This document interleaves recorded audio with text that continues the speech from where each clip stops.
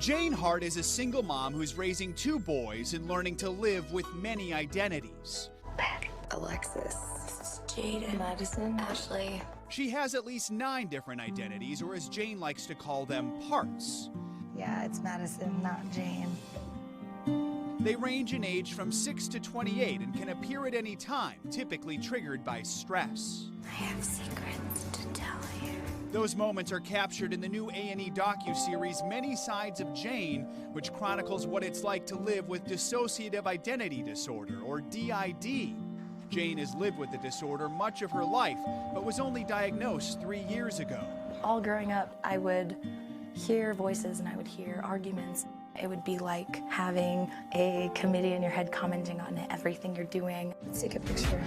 What are some of the things that people say that they get wrong or don't understand about DID?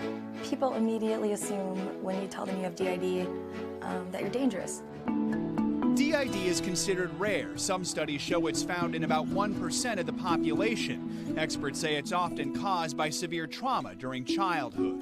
The mind becomes compartmentalized as a result of traumatic experience that's almost always emotional and frequently physical and sadly frequently sexual.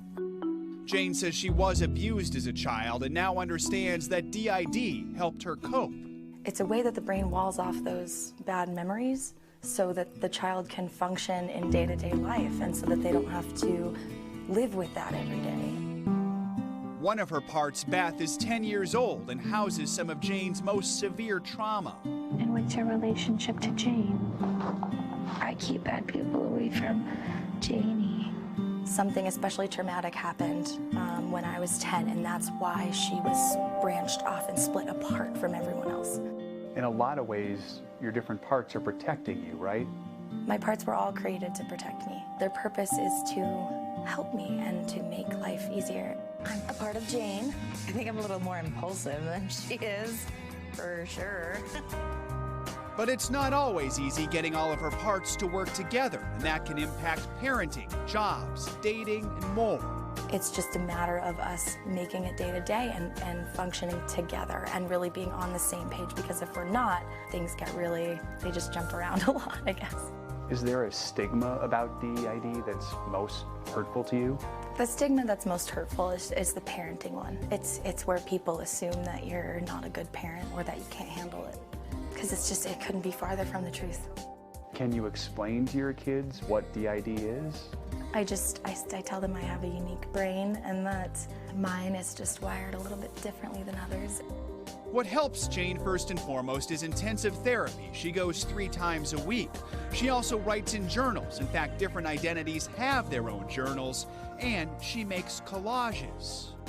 You know, it's a really good outlet for our creativity, but it's also a way that my parts and I talk to each other and kind of relay messages that we can't otherwise vocalize. Now Jane is vocalizing in a big way, sharing her story publicly, hoping to raise awareness about DID. I made a promise to myself when I decided to do this docuseries that I would be 100% real. It takes one person to stand up and talk about it. Joe, wow. It really is fascinating. Just out of curiosity, did any of her other personalities make an appearance during your interview?